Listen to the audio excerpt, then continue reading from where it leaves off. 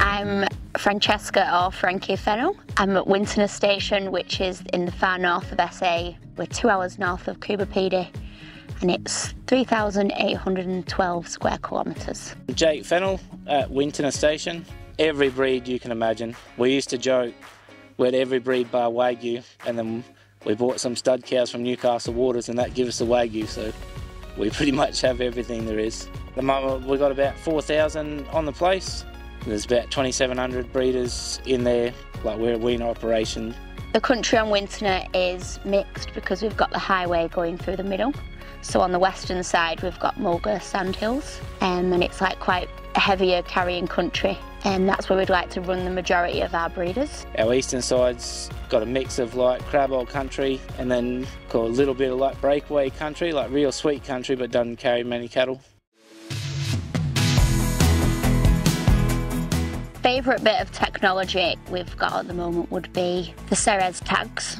Basically like a solar powered GPS for your cow, so you can see where they are, what they're doing, if they're following the rainfall, how much time they're spending at a water point.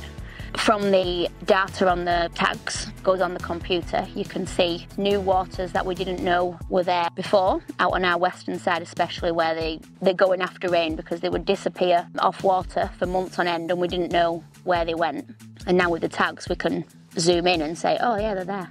With things like those Ceres tags or the virtual fencing tracking them, if we can either congest them down with the fencing or use the tags just to locate where they are or know what area they're in before we start mustering, saves loads of time. Like the few tags we've got in out there saved us a lot of time in the last muster. I'm Andrea Sherner. I'm the Regional Agriculture Land Care Facilitator, and I work in the South Australian Arid Lands region.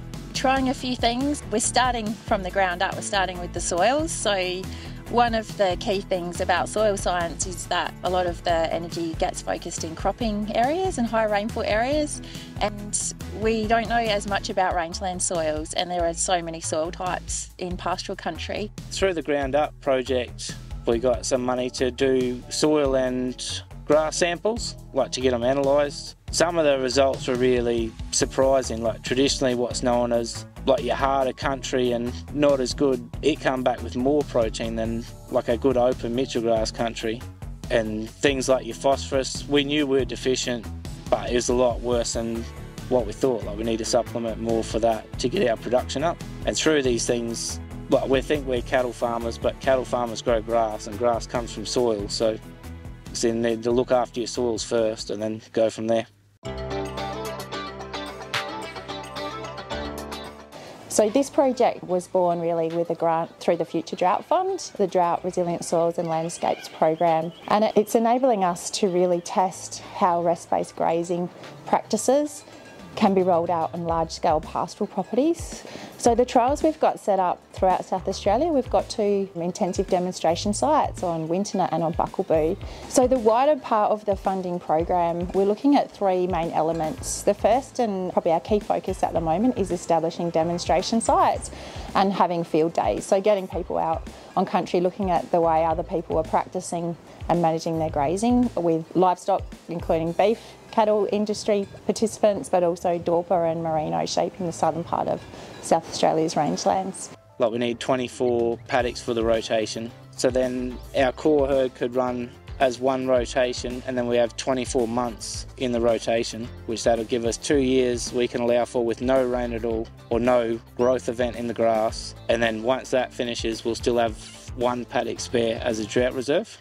We come across resting country like after 2019 when it was really dry, and we sort of forced our hand to do it. Like we were running out of feed, so we had to develop new paddocks, like build new paddocks to put the cows in. And while we kept building these paddocks, because the herd was together, we'd run out of feed, then we'd have to move again. And in that time we had a few little rain events like 10 mil or 12 mil, and the amount of growth that come up when there was no cows in there, you'd think you've had 25 or 30 mil. So that sort of promoted us in the idea of moving them around, because you get a lot more effect from a smaller rainfall.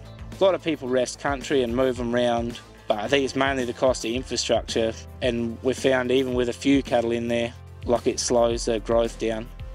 Ultimately, we want to see the pastoral industry to continue to thrive in the rangelands, but improve ground cover and really maintain and better establish our perennial pasture species. So as we move into more unpredictable climate times, we really want to see businesses become more resilient in drier times, and we think a big component of that is by maintaining vegetative cover in a lot of pastoral land.